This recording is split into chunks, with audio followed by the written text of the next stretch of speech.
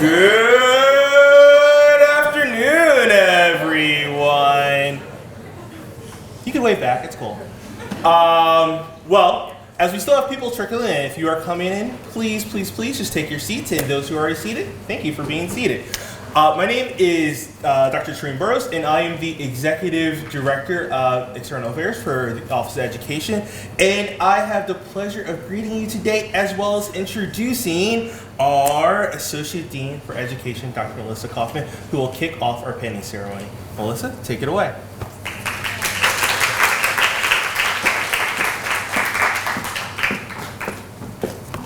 Good afternoon, everyone. Welcome. On behalf of the Dornsife School of Public Health, I would love to welcome you today to our welcome and pinning ceremony. This ceremony is a long-standing tradition at our school since it was founded in 1996. And it's an opportunity for us to welcome new students, staff, and faculty to the Dornsife School of Public Health at the start of each academic year. Today's program includes a tradition that was first instituted at the school 28 years ago by our first dean, Dr. Jonathan Mann. Dr. Jonathan Mann was a humanitarian, advocate, and visionary who highlighted the intersection of health and human rights.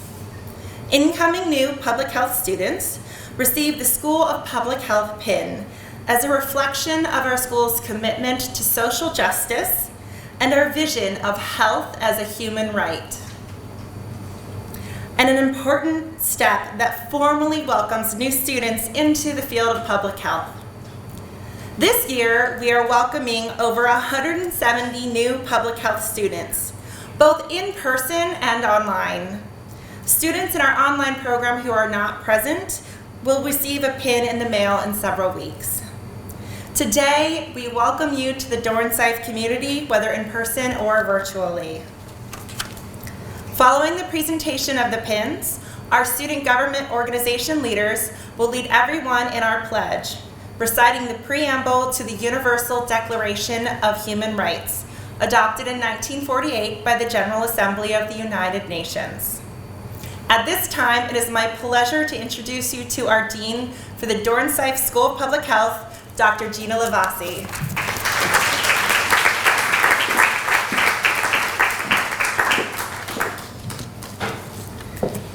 Hello and good afternoon.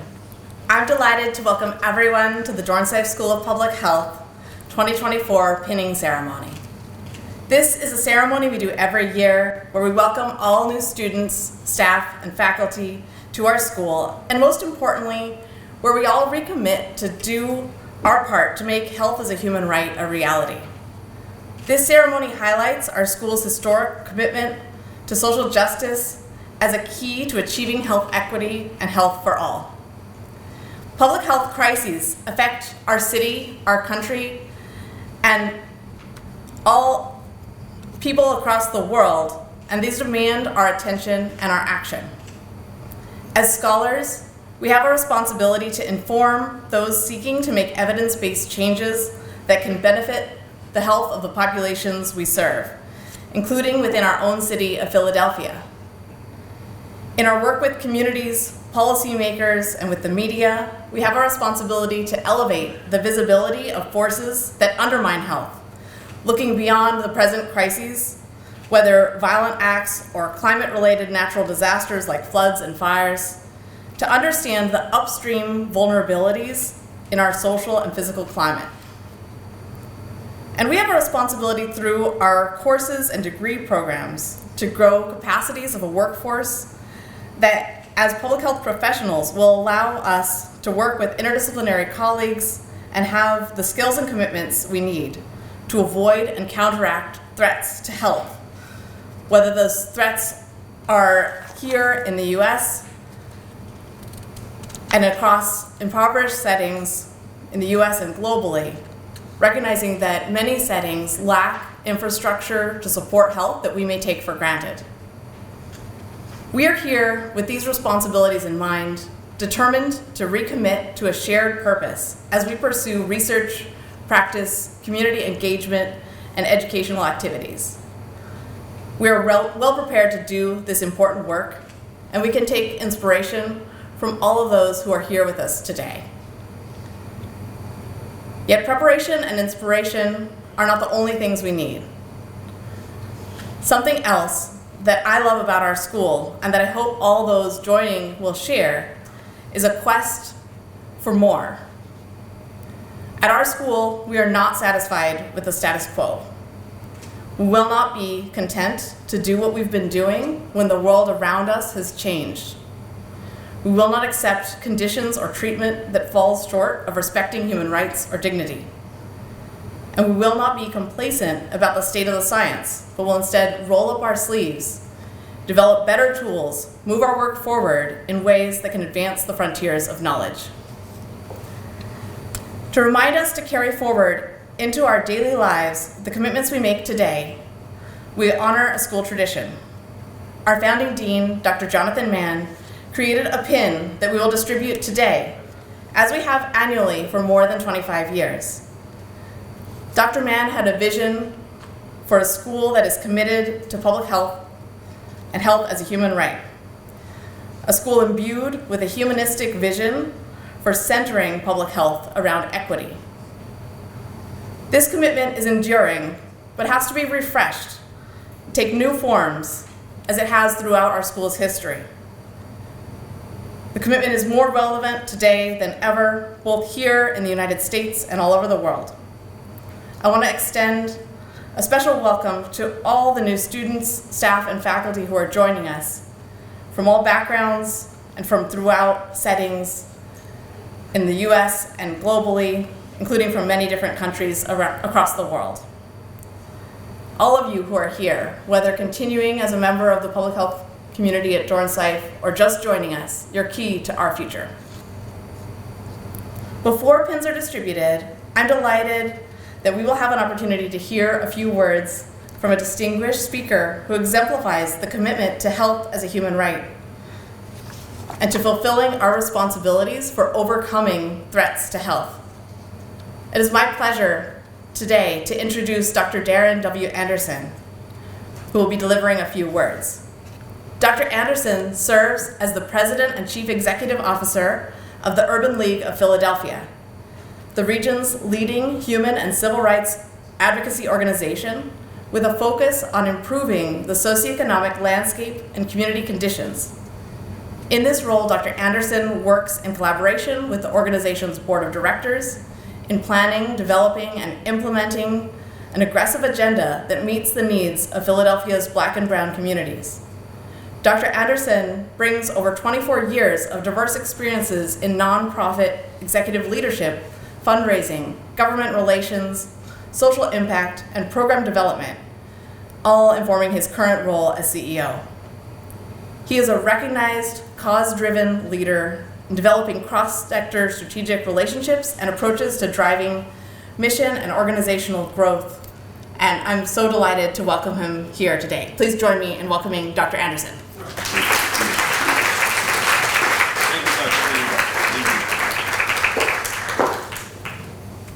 Well, Dr. Gina, thanks for the invitation, and thank you all for being here today. And shout out to whoever summarized or truncated my bio. You know, sometimes you send it to the communications team. No pun if you're in the communications and external affairs. They sent the information over and they asked to shorten it up, and I think that you took it upon yourself to make it a little bit shorter so we can get through. Once again, my name is Darrin Anderson. I have the pleasure of serving as the president and CEO of the Urban League of Philadelphia, soon to be the Urban League of Greater Philadelphia. We are a human and civil rights organizations that have been in existence since 1917. The first executive director, Whitney M. Young, was one of the 6 leading civil rights leaders in their 60s that helped to pass 2 landmark pieces of legislation. One was the voting rights and the other was the civil rights. And so our goal at the Urban Leagues is to ensure that we preserve the human and civil rights of all Philadelphians, but with a primary focus on Black and brown. I'm so excited to be here. I consider myself a public health kinesiologist. I am an exercise enthusiast. I played college basketball at the University of Delaware, so I get a little uncomfortable when I come into Drexel sometimes because it was one of our formidable foes when I played back in the early 90s. We had some great competitions among us, but the reputation of the school, especially of this department, precedes themselves. But I'm also more enthused and excited to have all of you here today because you are our future. If we think about public health from several different perspectives, one of the biggest perspectives is that our job is to care about people, the population of people. I say this so numerous times that I have colleagues that are physicians and nurse practitioners, and their job is to see the trees in the forest, but it's our job in public health to see the forest and to see any challenges or any harmful things that the forest will provide. But before you decide which direction you want to go in under public health, I realize that there are several different branches and divisions and specialty areas, whether that's epidemiology, whether that's health management, perhaps that's community wellness, biostats, which still gives me a little bit of apprehension from all the biostats classes that I had, but I still think it's imperative to the work we do. But before you decide which direction you're going to go, where your passion is going to take you, I think there's a qualification that we all need to have that's going to allow us to be able to reach the pinnacle of any level of success that you've set your mind to. And that's this word called empathy. See, empathy cannot be instilled, cannot be considered a branch of study. It cannot necessarily be something that's shown in pedagogy. See, empathy is approaching a problem with understanding that there is a root cause. What do you mean by that, Dr. Anderson? The work that we do at the Urban League, we really focus on about 6 different areas, which is all related to public health. We focus on workforce development. We understand the importance of having a job. Many of us that have a job, we get our health insurance from the job. But if you're unable to obtain a job that does not give you health insurance, then where do you get your health insurance? Where can you afford to be able to have the insurance that you can see your primary care or to be able to see a specialist? See, that's what public health does. We open up those doors, we look at those channels and those opportunities. We have a very strong reentry program for returning citizens. Do you realize that 45,000 individuals annually return back from incarceration? Where are they going to go? What are they going to do? Who's going to help them to reintegrate back into society that already been considered an outcast? Where are they going to get their health? Where are they going to get health insurance? Where are they going to get their health care? Who's going to stop and have the empathetic eye at them and say, hey, we're here to assist, we're here to help? And we recognize the majority of them, over 80% of them, are incarcerated for a non-violent offense. They're incarcerated for something now that may be considered in most states legal.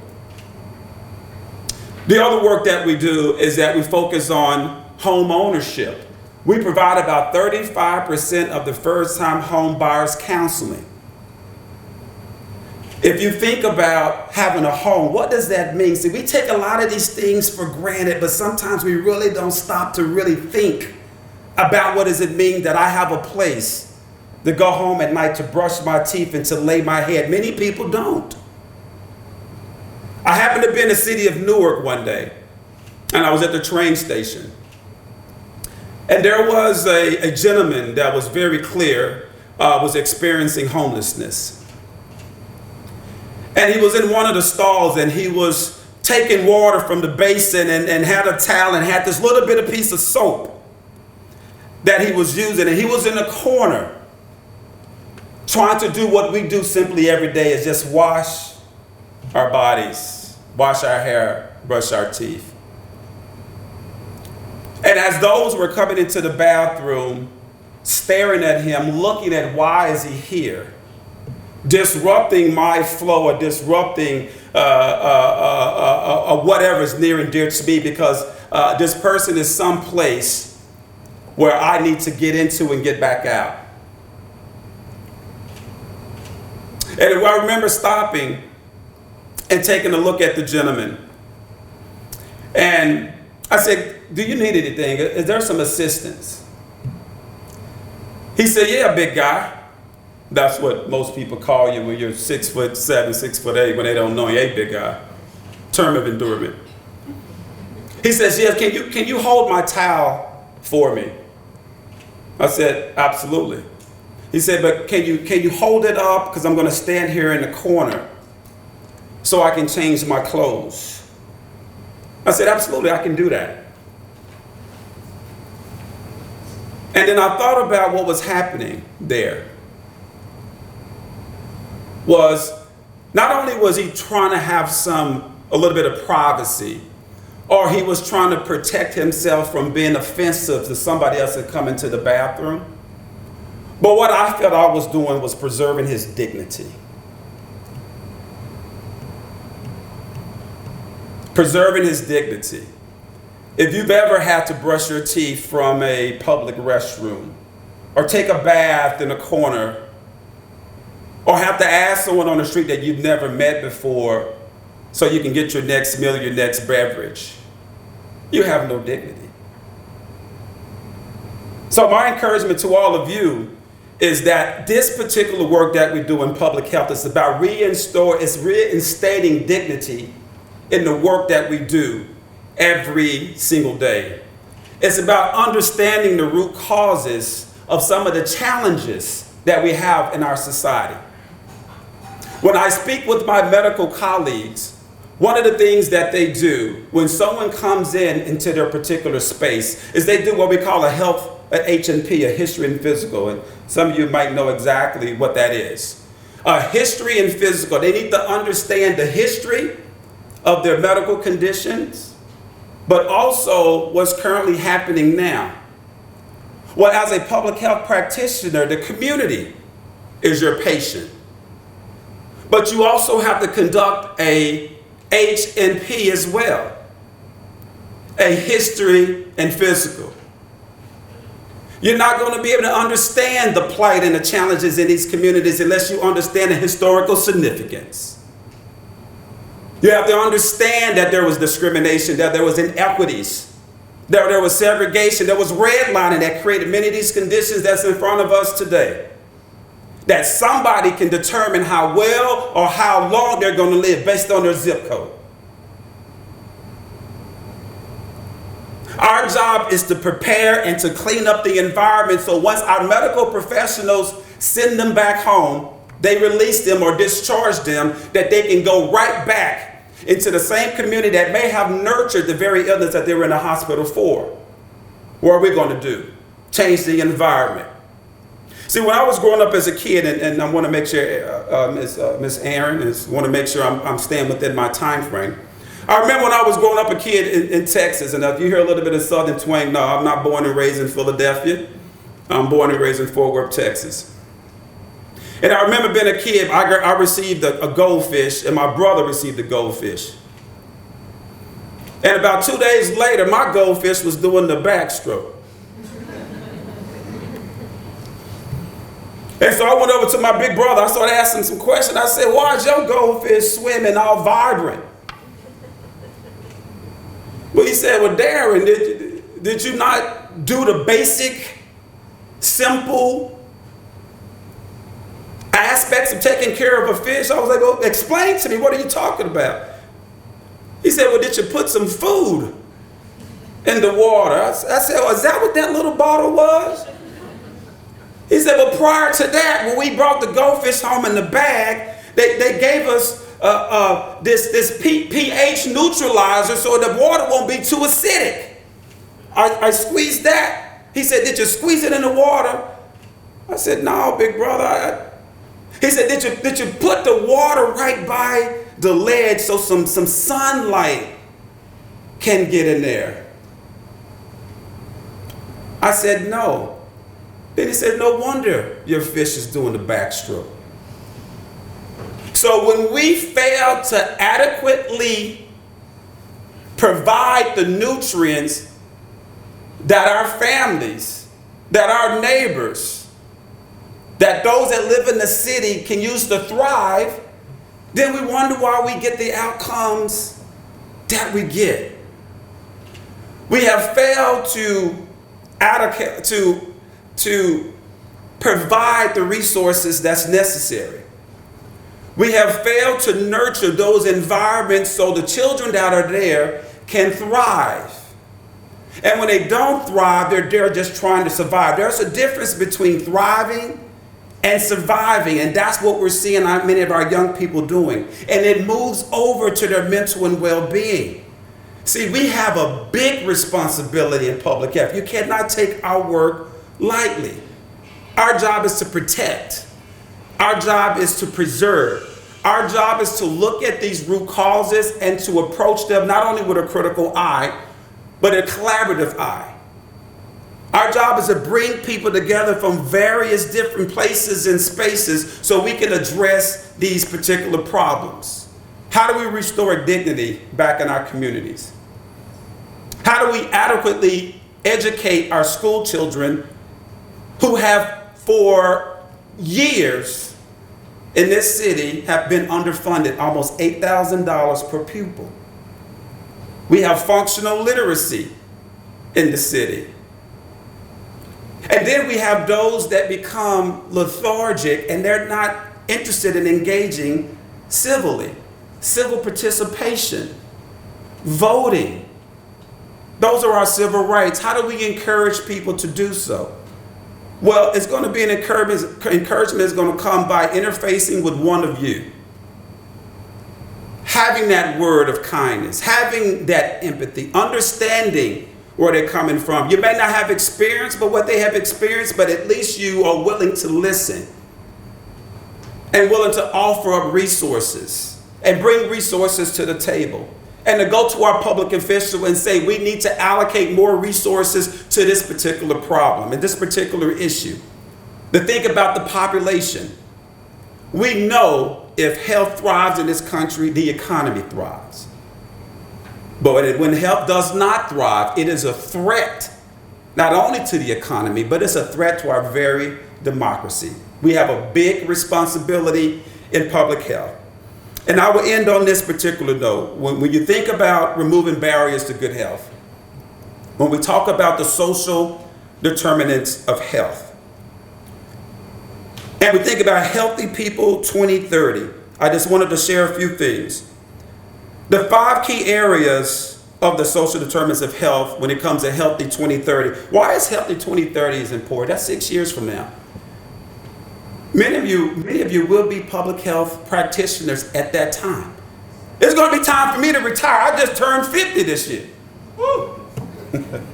It's time for me to pass the baton and give it over to you bright, intelligent individuals that's going to have more skills, more understanding. Look, for the first 20 years of my career, when you think about the length of life and the quality of life, we focused on clinical care and health behaviors. We didn't even think about the socioeconomic factors and the physical environment, which contributes 50% towards the length of life and the quality of life.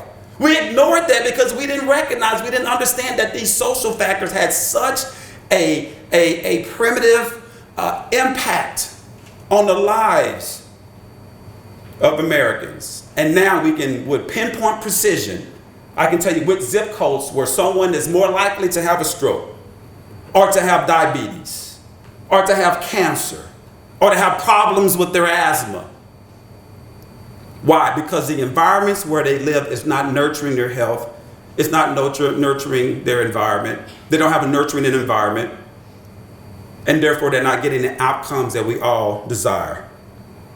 Education access and quality, social, economic stability, community and social context, and the built environment. Just think about those 6 areas. What we have in common is that the work that we do is about people. And you're not going to wake up every day loving people. I can tell you, every day I wake up, my wife don't love me. She loves me. She tolerates me sometimes. But when you have empathy and when you show up to work each and every day with the ideal of improving the outcomes of the people that you serve, then that's going to get you through those rough times, those rough days, those rough examinations, those rough oral examinations, those concepts, that qualitative, quantitative, all of those things that you may say is plaguing. Get through that so you can become the best professional that we can see and stay in the city. We need you.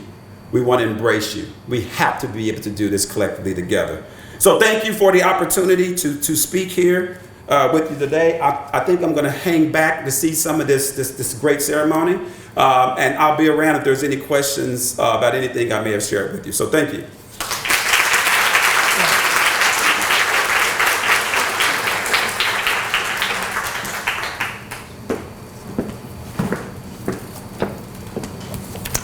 Wow.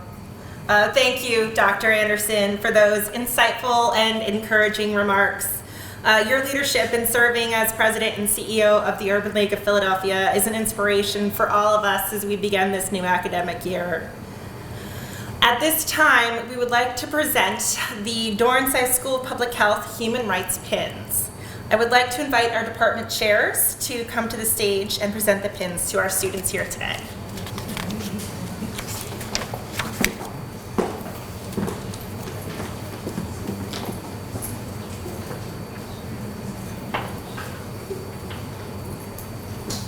The School of Public Health pin was initially designed by our first dean, Dr. Jonathan Mann, who was a humanitarian and advocate and visionary, and highlighted the intersection of health and human rights.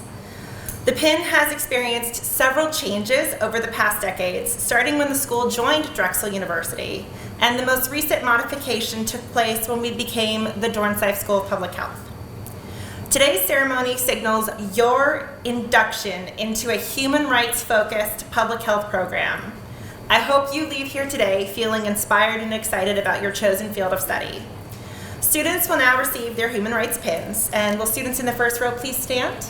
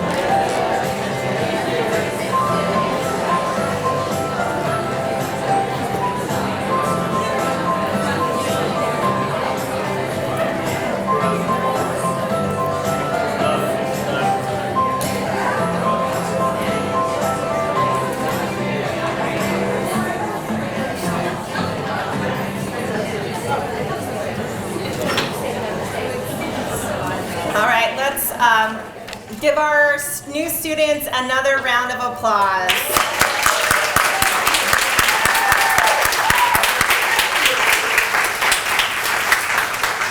And then at this time, I would like to acknowledge any new faculty and professional staff who've started with the school, and let's give them also a big round of applause.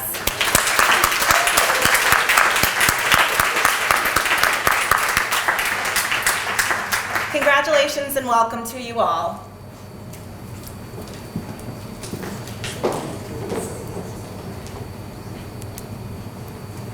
Dornsife School of Public Health Student Government Organization leaders, Shelley Virma, Barbara Goda, and Lisa Frew, will now lead everyone in reciting the preamble to the Universal Declaration of Human Rights, adopted in 1948 by the General Assembly of the United Nations. This pledge signifies our commitment to health as a human right.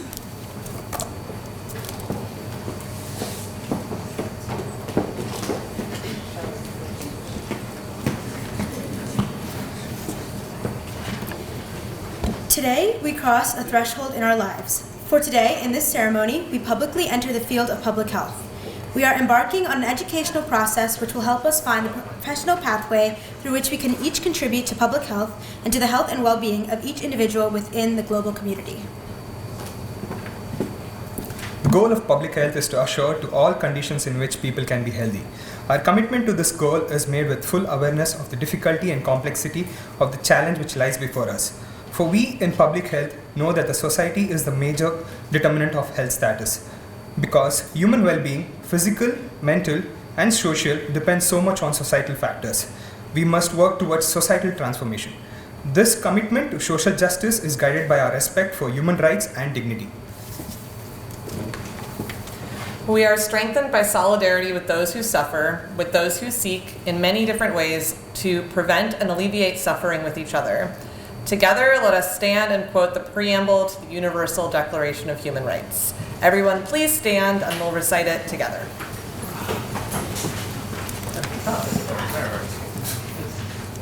All right, we're doing it. All right. Whereas recognition of the inherent dignity and of the equal and inalienable rights of all members of the human family is the foundation of freedom, justice, and peace in the world.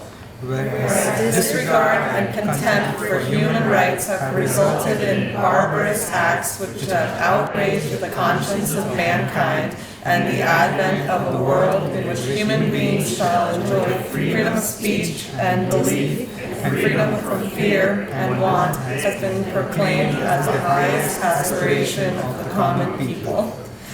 Whereas it is essential, if man is not to be compelled to have recourse as a last resort to rebellion against tyranny and oppression, that human rights should be protected by the rule of law. Whereas the peoples of the United Nations have in the Charter reaffirmed their faith in the fundamental human rights, in the dignity and worth of the human person, and in the equal rights of men and women, and of determined to promote social progress and better standards of life in life freedom. Whereas member states have pledged themselves to achieve, in cooperation with the United Nations, the promotion of universal respect for and the observance of human rights and fundamental freedoms. Whereas a common understanding of these rights and freedoms is of the greatest importance for the full realization of this pledge. And from the Constitution of the World Health Organization, The enjoyment of the enjoyment of the highest attainable standard of health is one of the fundamental rights of every human being, without distinction of race, religion, political belief, economic, or social condition. You did it. This forms the basis of our concern with health, human rights, and dignity, and therefore to public health. Today we mark and celebrate this next stage in our commitment.